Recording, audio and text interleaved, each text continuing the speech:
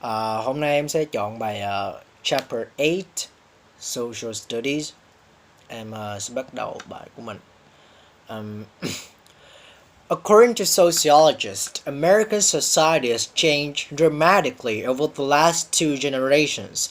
Studies show that we are much less involved in our communities than we used to be. And here to discuss what this might mean for our society is sociologist David Lee. Welcome to the program. Thank you. First of all, can you summarize the issue for us? Well, like you say in Americans, United States, they're less involved in the communities than were in, say, 1960.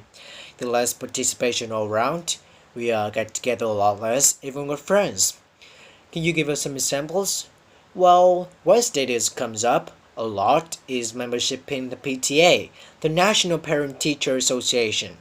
In the 1950s, almost half of parents with children under 18 was membership in the PTA.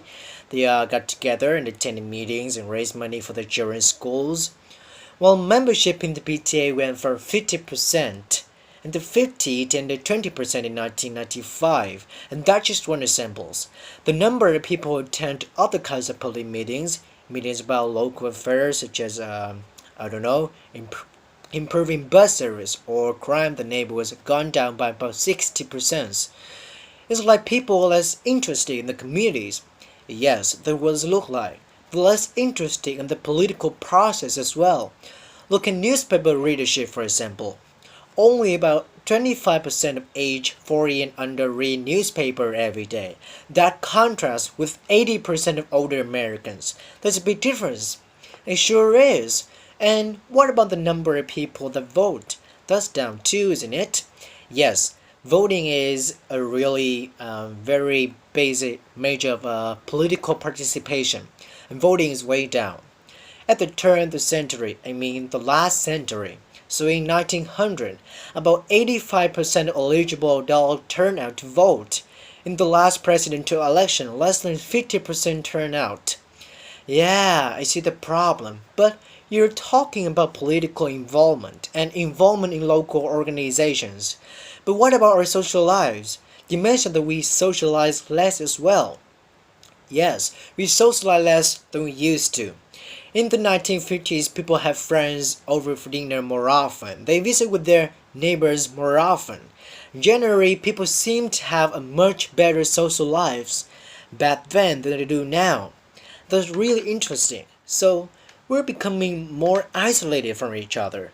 Yes, but is this such a big deal? You might say, so what? Are these kinds of social connections between people really important?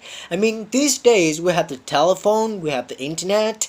Yes, the telephone has replaced face-to-face contact a lot, but informal social connections are actually very important. Why? There is a high correlation between social connections in the community and crime. For example, the more people know one another's name in the community, the less crime there is. I suppose it makes sense. Everybody knows who you are. Yep, and the people live in communities where there are a lot of social connections tend to live longer. They have better health and they're generally happier. Wow, so I guess there is a need to make people feel connected to their communities. But how would you do that? That's the million-dollar questions. Well, one way could be to encourage people to volunteer more.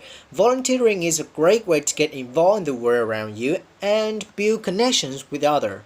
Maybe we search a whole block party and get to know our neighbors. Absolutely, why not?